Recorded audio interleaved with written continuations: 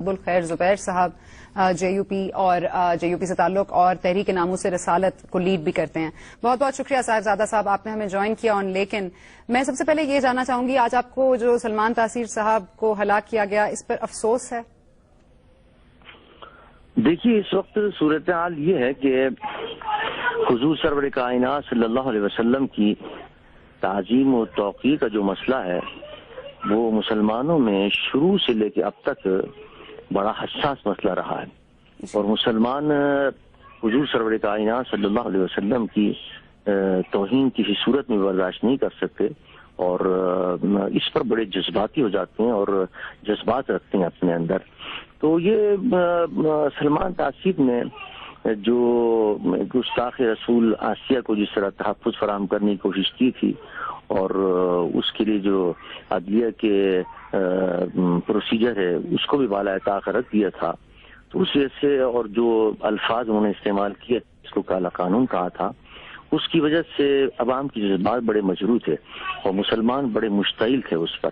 اور یہ اسی اشتعال کا نتیجہ ہے کہ جو یہ اقدام ہوا ہے. اور اس سلسلے کے اندر جمعیت علماء پاکستان کا ہمیشہ سے موقف رہا ہے کہ یہ قانون ہمیشہ رہنا چاہیے، اور ہماری اس بات کی تائید ہوئی ہے. حالانکہ سلمان تاثیر اس کے خلاف تھے، وہ کہتے تھے نہیں، اس کو ختم ہونا چاہیے.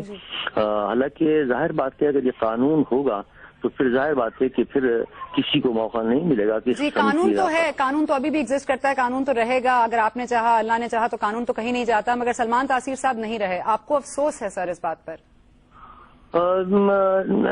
ظاہر بات ہے کہ اس پہ تو کوئی افسوس نہیں کرے گا، اس لیے کہ انہوں نے حضور اکرم صلی اللہ علیہ وسلم کی توہین کرنے والوں کو، گستاخی کرنے والوں کو سپورٹ کی تھی. تو ان کے قتل پر جو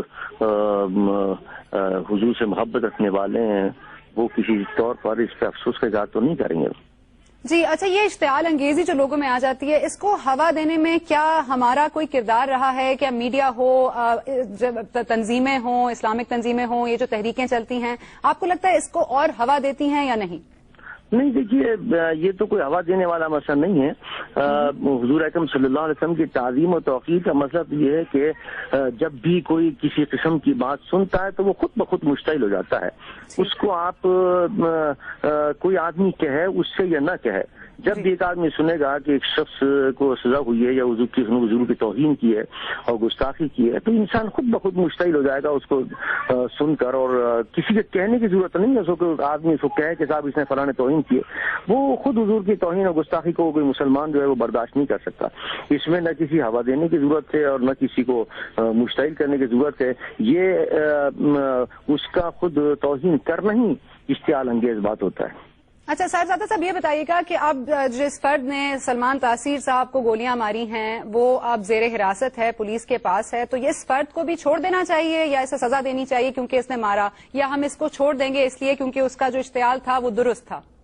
دیکھیے، یہ تو تحقیقات ہونی چاہیے کہ آیا اس نے کس وجہ سے مارا ہے اور کیا ہے اس کے پیچھے، کیا عوامل ہے اس کے پیچھے. صاحبزادہ صاحب قطع کلامی معاف، مگر وہ کہہ رہا ہے کہ اس نے اسی لیے مارا ہے کیونکہ انہوں نے کالا قانون قرار دیا تھا بلاسفیمی لاز کو. یہ بات تو سامنے آ گئی ہے. اس نے اپنا اسلحہ، بلکہ جو اپنی بندوق ہے وہ بھی سامنے رکھتی ہے، اس نے خود اپنے آپ کو اریسٹ کروا لیا ہے. تو یہ بات تو کلیئر ہے کہ وہ اس نے کیوں مارا. تو آپ سمجھتے ہیں کہ پھر اس کو چھوڑ دینا چاہیے؟ ہاں نہیں، اس کو مطلب یہ کہ عدالت میں اس مسئلے کو لے جانا چاہیے اور عدالت اس مسئلے کو تحقیق کرے، اور تحقیق کرنے کے بعد پھر وہ فیصلہ سنائے. عدالت کے اندر اس مسئلے کو جانا چاہیے اور پھر عدالت اس کا صحیح فیصلہ کرے گی کہ حقیقت کیا ہے اور کس جذبے کے تحت اس نے مارا ہے اور حقیقت کیا ہے، اس کے مطابق فیصلہ کرنا چاہیے عدالت. اچھا، اس فرد کا فیصلہ آپ کہہ رہے ہیں عدالت کر لے، مگر سلمان تاثیر صاحب کا فیصلہ ایک فرد کر سکتا ہے؟ ہاں نہیں، وہ تو ایک فرد نہیں کر سکتا، وہ تو اللہ کی طرف سے فیصلہ ہو گیا. اس کی طرف سے ایک فرد کا فیصلہ نہیں ہے، تو اللہ کی طرف سے فیصلہ ہے.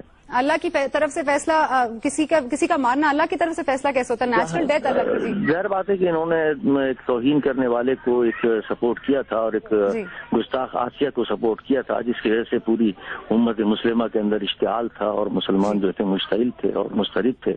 صاحبزادہ صاحب سوری، مجھے آپ کو یہاں روکنا پڑے گا. ہمیں فرید پراچا صاحب نے بھی جوائن کیا، جماعت اسلامی کے رہنما. بہت شکریہ فرید پراچا صاحب، آپ نے ہمیں جوائن کیا. تو میں جاننا چاہوں گی کہ آج آپ اس افسوسناک واقعے کو افسوسناک سمجھتے ہیں یا نہیں؟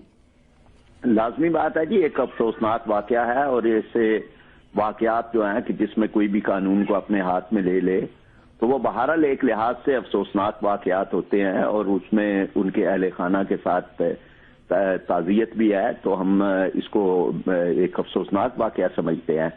اور جو کچھ ہمارا موقف ہے اس کے اندر بھی یہ بات ہے کہ قانون جو ہے وہی اصل میں پروٹیکشن کرتا ہے اور وہی حفاظت کرتا ہے۔